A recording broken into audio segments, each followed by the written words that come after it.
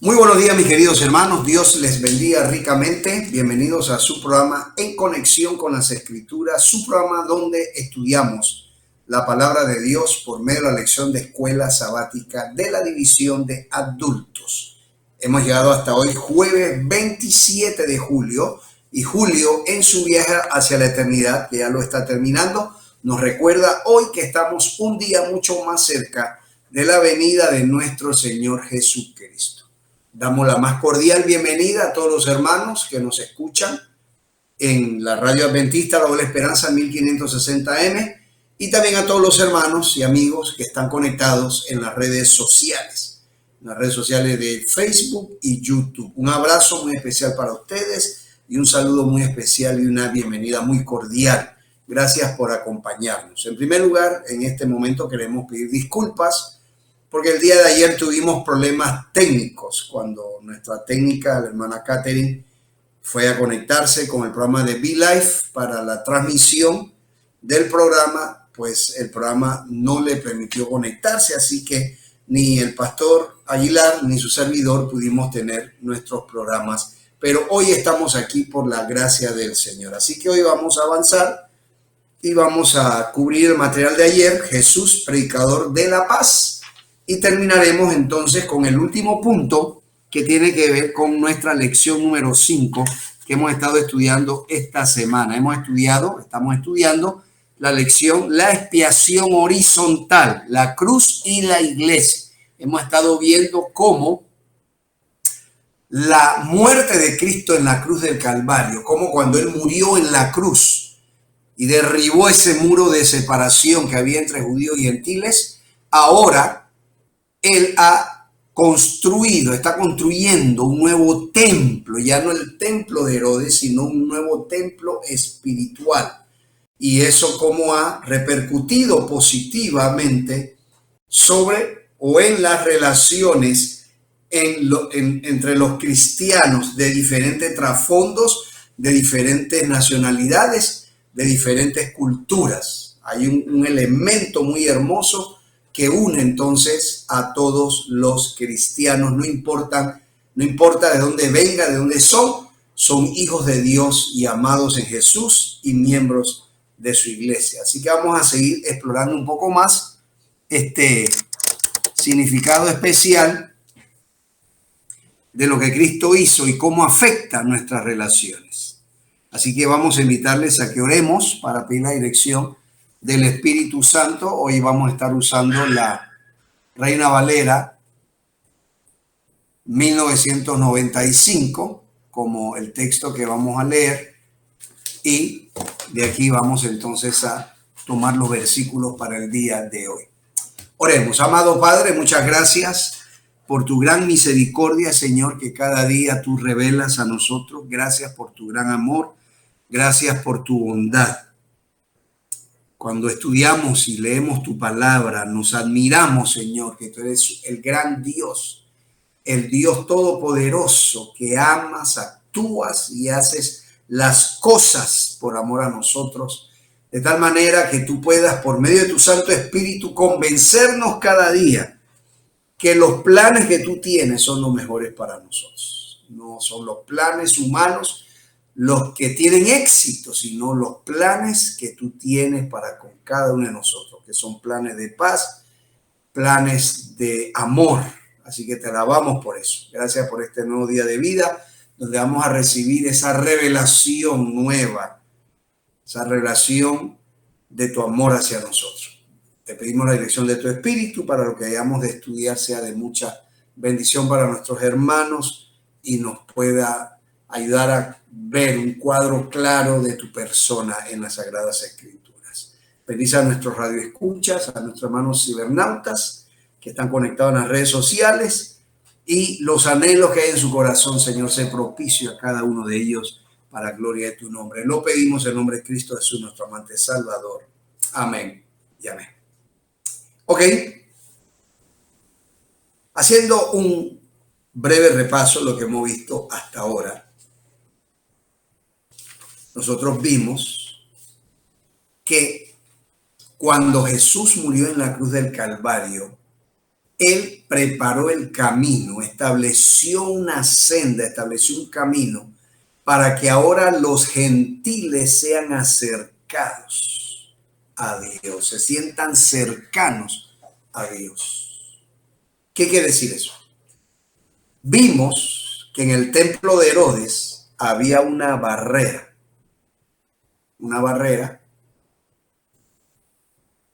de 1,20 m de altura que tenía una leyenda y decía que los gentiles no podían pasar más allá de esa muralla.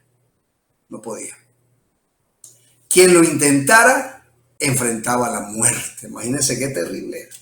Entonces, estudiamos que cuando los gentiles se convertían a Cristo Jesús, al Dios verdadero de los judíos, al llegar al templo, entonces, ¿qué pasaba? Ellos se sentían separados, se sentían aparte, se sentían alienados. No, era una situación muy desafiante para ellos. Llegaban a adorar al verdadero Dios, pero al llegar ahí, a esa muralla, no podían pasar. Entonces tenían limitaciones, tenían situaciones que no les permitían sentirse plenamente parte de los adoradores ahí en el templo. Era muy difícil esa situación. Note. Pero la Biblia dice entonces que cuando Jesús murió, de todos los regalos, al morir Cristo en la cruz, Él nos ofrece una serie de regalos maravillosos y hermosos. Y uno de ellos es que Él hizo de los dos pueblos, el judío y el gentil, un solo pueblo, dice. Derribó ese muro que separaba a los gentiles de los judíos y ahora ellos son aceptados y forman parte de la misma familia. Han sido reconciliados por Cristo. Eso es lo que hemos visto hasta ahora. Entonces, hoy vamos a ver el motivo por el cual Jesús derribó esa muralla. ¿Por qué? Noten lo que dice Efesios. Vamos a comenzar en esta ocasión leyendo Efesios, capítulo 2, versículos 17 y 18. Y vamos a ver que Pablo enfatiza un aspecto fundamental del ministerio de Cristo cuando estuvo aquí en la tierra.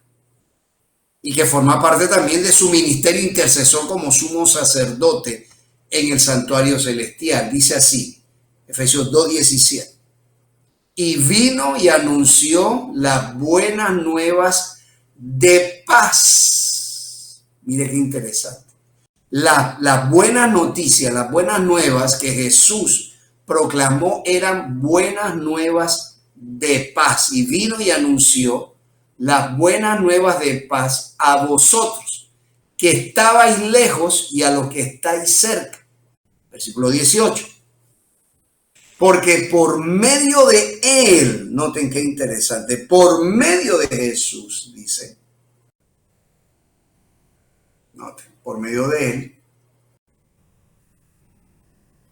los unos y los otros. ¿Quiénes son los unos y los otros? Los que estaban cerca y los que estaban lejos. Los que estaban cerca son los judíos, recibieron las buenas nuevas de paz. Los que estaban lejos, los gentiles, también recibieron las buenas nuevas de paz. Entonces, los unos y los otros, dice, tenemos entrada por un mismo espíritu al Padre. Entonces dice que Jesús proclamó un mensaje de paz, porque es ese mensaje de paz el que permite que por medio del Espíritu Santo usted y yo tengamos acceso a Dios Padre. Y yo digo gloria a Dios. Entonces, la carta a los Efesios es una carta de paz, porque noten cómo en Efesios 1:2, ya iniciando la carta, Pablo menciona con énfasis marcado y habla acerca de la paz. paz. Dice el versículo 2 de Efesios 1, gracia y paz. Noten que el saludo que Pablo daba a las iglesias cuando él les escribió una carta, eso lo encontramos ahí en los Colosenses, los Corintios, dice, es el saludo que siempre daba. Su énfasis era en la gracia y en la paz, gracia y paz a vosotros de parte de Dios, nuestro Padre, y del Señor Jesucristo. Entonces, Pablo enfatizaba al saludar a las iglesias que nosotros tenemos la bendición de recibir de parte de Dios tanto gracia como paz, y lo recibimos abundantemente. Noten que en Efesios 6:23 también se habla de esa paz. Dice, es el penúltimo versículo de Efesios, dice, paz sea a los hermanos y amor con fe. Pero eso no es producido por los hombres, porque dice, de parte de Dios, Padre, y del Señor Jesucristo. Entonces, Pablo quería que sus lectores, los lectores de las cartas, a los cuales él había enviado estas maravillosas epístolas, tuvieran la seguridad y la garantía que de parte de Dios recibían tanto gracia como paz. Nota, así que Jesús es un predicador de paz, porque Cristo personifica la paz. Noten que en Efesios dice que Jesús es nuestra paz. Noten. Vamos a ver si lo encontramos aquí.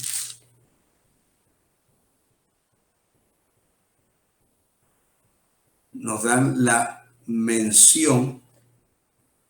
A ver si lo encontramos aquí. Versículo 14 de Efesios 2. Dice, Él es nuestra paz, que de ambos pueblos hizo uno, derribando la pared intermedia de separación. Antes de ayer, mejor dicho, explicamos en qué consistía esa barrera, esa muralla de separación. Cuando leemos ese muro que derribó Cristo, nosotros entendemos que tiene dos aplicaciones, dos maneras de entenderse esta frase. El muro de separación, la enemistad, se refería primeramente al muro físico, al muro literal, que cuando murió Cristo lo derribó, y también dijimos esta semana que la mano invisible de Dios rasgó la cortina que separaba el lugar santo del lugar santísimo, abriendo el camino totalmente el santuario para todos, el acceso a Dios, porque en el lugar santísimo estaba el arca del pacto, que es un símbolo del trono de Dios. Entonces, cuando Jesús murió, derriba el muro, literal, pero dijimos antes de ayer, el día martes, leyendo varios versículos, la Biblia del Jubileo 2000, la versión antigua, la versión de edición de letras rojas, azules y doradas, también la palabra y la palabra hispanoamericana, leímos que ese muro también estaba constituido por la ley de los mandamientos expresados en ordenanza, y explicamos que algunos interpretan erróneamente que dicen cuando Jesús murió en la cruz quitó la ley de Dios, pero hicimos mención que la lección nos presenta que en el libro de Efesios Pablo hace 5 menciones sobre 5 diferentes mandamientos de la ley de Dios. Entonces la ley no puede ser no pudo haber sido abolida por la muerte de Cristo en la cruz si Pablo está haciendo referencia a ella en la misma carta a los Efesios. Entonces vimos que eso era la ley mosaica en 2 versiones. Creo que, si no recuerdo mal, la palabra y la palabra hispanoamericana dice que era la ley mosaica. Lo leímos ahí en Bible Gateway. Buscamos Efesios 2:15 y pusimos Bible Bible Gateway, Bible Gateway, Bible Gateway.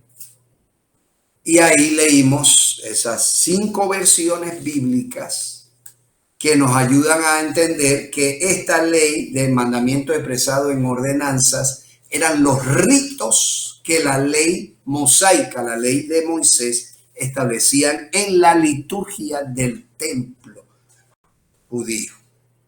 No, pero ahora dice la Biblia que Jesús vino a predicar la paz y derribó la barrera. No, por eso Jesús es nuestra paz. El mensaje de Jesús es un mensaje de paz. Claro, cuando decimos un mensaje de paz es la paz que nos da Jesús cuando lo aceptamos como nuestro Salvador personal. Pero a veces la predicación de ese mensaje no trae paz, sino espada, dijo Jesús.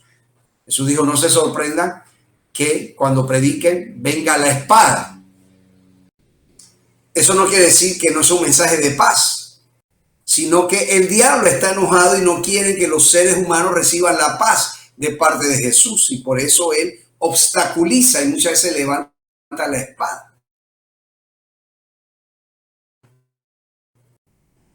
De salvación es un mensaje de paz. Miren lo que dice Efesios 4:3. Procurando mantener la unidad del espíritu en el vínculo de la paz. La unidad se mantiene en el vínculo de la paz. Efesios 6:14 y 15. Dice así: Estad pues firmes, ceñidos vuestra cintura con la verdad, vestidos con la coraza de justicia y calzados los pies con el celo por anunciar el evangelio de la paz. El evangelio trae paz. Note. Leamos Romanos 10, 14 y 15. ¿Qué más nos dice la Biblia acerca de ese mensaje de paz que Jesús nos da? Dice Romanos 10, versículos 14 y 15. ¿Cómo pues invocarán a aquel en el cual no han creído? ¿Y cómo creerán en aquel de quien no han oído? ¿Y cómo irán sin haber quien les predique? Versículo 15. ¿Y cómo predicarán si no son enviados? Como está escrito, cuán hermosos son los pies de los que anuncian la paz, de los que anuncian buenas nuevas. Entonces, en la predicación, aquellos que llevamos ese mensaje, dice la Biblia, somos hermosos a la vista de Dios, porque, dice aquí, nuestros pies son hermosos porque anuncian la paz, las buenas nuevas que Dios nos ha dado. Note lo que dice Efesios capítulo 2, versículos 17 al 19. Volvemos a Efesios otra vez. Dice así: vino y anunció las buenas nuevas de paz. Está hablando de Jesús ahora. A vosotros que estabais lejos y a los que estáis cerca, porque por medio de él los unos y los otros tenemos entrada por un mismo espíritu al Padre. Por eso ya no sois extranjeros. Qué lindo. De eso vamos a hablar dentro de algunos minutos. Ya no sois extranjeros, no, sino que ¿qué somos ahora? Sigue diciendo Efesios 2:19, sino conciudadanos, ya no sois extranjeros ni forasteros, sino conciudadanos de los santos y miembros de la familia de Dios. ¿Por qué? Porque Jesús nos ha dado un mensaje de paz. Isaías capítulo 52. Vamos a Isaías 52.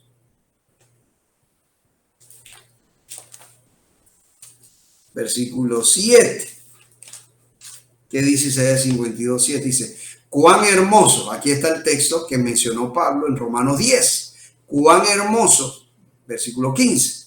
Cuán hermosos son sobre los montes los pies del que trae alegres nuevas, del que anuncia la paz, del que trae nuevas del bien, del que publica salvación, del que dice a Sión, tu Dios reina. Isaías 57, 19, que lo leímos el martes también, pero vamos a volverlo a repetir. Vamos a repetir la lectura. Dice Isaías 59, 17. A ver, por la iniquidad, perdón, 19, no 17, 19. Produciré frutos de labios, paz, paz para el que está lejos y para el que está cerca, dice Jehová, yo lo sano. Ahora Jesús pudo derribar el muro y eliminar la enemistad porque él es un predicador de paz. Su mensaje está fundamentado en la paz. Y ahora que él ha derribado esa muralla, ahora Jesús está edificando algo nuevo. No, te vamos a leer ahí en Efesios capítulo 2 nuevamente. Vamos a Efesios, aquí. Vamos a buscarlo. Quedamos ahí en Efesios 2. Noten que desde el versículo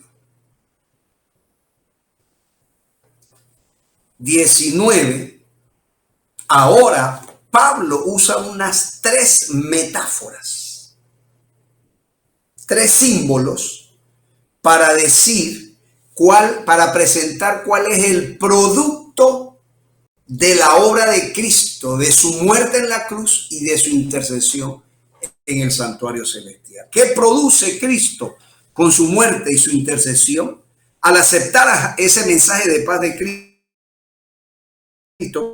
¿Qué produce? Dice Efesios 2:19, por eso, volvemos a leerlo, ya lo leímos hace unos minutos atrás, dice, por eso ya no sois extranjeros ni forasteros. Pablo usa una figura, un símbolo de la inmigración. Hoy en día, ustedes y yo escuchamos mucho de la inmigración, de los inmigrantes, personas del África, personas de otros países están inmigrando hacia los Estados Unidos, hacia otros países de Europa. Muchas personas de África están inmigrando a España, a Portugal, a Alemania. Las condiciones de vida en sus países son muy difíciles. Se están dejando sus países. Muchos suramericanos, venezolanos, colombianos, peruanos, del Ecuador, hasta africanos, vienen de Sudamérica y llegan aquí a Colombia para pasar a Panamá por lo que se llama el tapón del Darién. Han hecho un camino en medio de la selva, llegan a Panamá y quieren continuar para ir a los Estados Unidos, persiguen el sueño americano. Muchos se han quedado aquí en Panamá, en nuestro país, porque ven que si no reciben el sueño americano, entonces persiguen el sueño panameño. Panamá tiene un estilo de vida no igual, pero más o menos semejante, parecido al norteamericano. Somos una sociedad de consumo. Muchas cosas de las que hay en Estados Unidos hay aquí, no todas, hay otras que pues no hay aquí. Note. Pero ya no somos ni forasteros ni extranjeros, dice, sino que ahora somos, y ahora viene la primera metáfora, somos miembros de la familia de Dios, gloria a Dios. Note. Y ahora Pablo usa la segunda metáfora de la arquitectura. Dice el versículo 20, edificado sobre el fundamento de los apóstoles y profetas, siendo la principal piedra del ángulo Jesucristo mismo. Entonces él presenta que Jesús está haciendo un edificio. Esa es la segunda metáfora. Pero al presentar esa metáfora del edificio, ahora Pablo dice que esa metáfora del edificio es una metáfora hermosa. ¿Por qué? Porque ahora es un edificio único y especial, porque es un templo. Note lo que dice el versículo ahora 21. Dice, en él todo el edificio bien coordinado va creciendo para ser un templo santo en el Señor. Versículo 22. En quien vosotros también sois en el Espíritu. Mire qué cuadro más hermoso. Y con eso vamos a cerrar nuestro programa de hoy. Mire qué cuadro más hermoso. Dice Pablo, ustedes estaban lejos, le digo a los gentiles, pero ahora Jesús murió en la cruz para derribar el muro de separación, las enemistades que había entre ustedes los judíos y los gentiles, ustedes los gentiles y los judíos. Pero ahora ya no sois extranjeros ni forasteros, no, ahora sois miembros, número uno, de la familia de Dios. Tenéis acceso al Padre. Como es Padre, Él es el Padre de la familia. Número dos, pero ahora Jesús derribó para edificar un edificio hermoso. Ustedes ahora son parte de ese edificio, pero ese edificio es único y especial porque es un templo, es el templo de Dios. Y ustedes están siendo edificados. Y noten lo que dice Pedro, primera de Pedro, capítulo 2. Me encanta este versículo que vamos a leer ahora. Pedro, cuando habla de este templo, primera de Pedro, capítulo 2, versículos 4 al 8, noten lo que dice. Acercándose a él piedra viva, desechada ciertamente por los hombres, pero para Dios escogida y preciosa. Vosotros también como piedras vivas, sed edificados como casa espiritual y sacerdocio santo para ofrecer sacrificios espirituales aceptables a Dios por medio de Jesucristo. Por lo cual también dice la Escritura, he aquí, pongo en Sión la principal piedra del ángulo, escogida y preciosa, y el que cree en él no será avergonzado. Para vosotros, pues, lo que creéis, él es precioso. En cambio, para los que no creen, la piedra que los edificadores desecharon ha venido a ser cabeza del ángulo y piedra de tropiezo y roca que hará caer. Ellos, por su desobediencia, tropiezan en la palabra. Ese es su destino. Entonces, la Biblia dice, y aquí ahora Pedro añade un símbolo, una metáfora más. Dice que estamos siendo edificados como piedras, somos piedras preciosas que Dios está tomando y poniendo ahí en el templo para edificar el templo hermoso para él, un templo santo para un sacerdocio santo. No solamente somos parte de ese edificio, sino que también Dios nos ha constituido en sacerdotes santos, ministradores para gloria de Dios. Oh, qué cuadro más hermoso. Entonces, la iglesia es un templo santo. Cuando la Biblia en el Nuevo Testamento habla que la iglesia es un templo santo, alude a la santidad, a la perfección de la iglesia, pero no solamente a eso, sino al crecimiento dinámico que Dios hace por medio de su Santo Espíritu en su iglesia. Usa un término biológico, la iglesia crece. La iglesia no queda estática, debe crecer. Y usted y yo tenemos el privilegio de ser medios usados por Dios y el Espíritu Santo para traer a otros a que sean parte del templo, piedras preciosas que Dios use para construir su templo y los convierte en sacerdotes santos. Bueno, el tiempo se me ha acabado, mis queridos hermanos. Nos vemos mañana, por la gracia de Dios, para nuestro acostumbrado tiempo de compartir un bosquejo para la orientación de nuestro maestro de escuela sabática. Dios le bendiga y un bendecido día hoy en el Señor. Hasta mañana.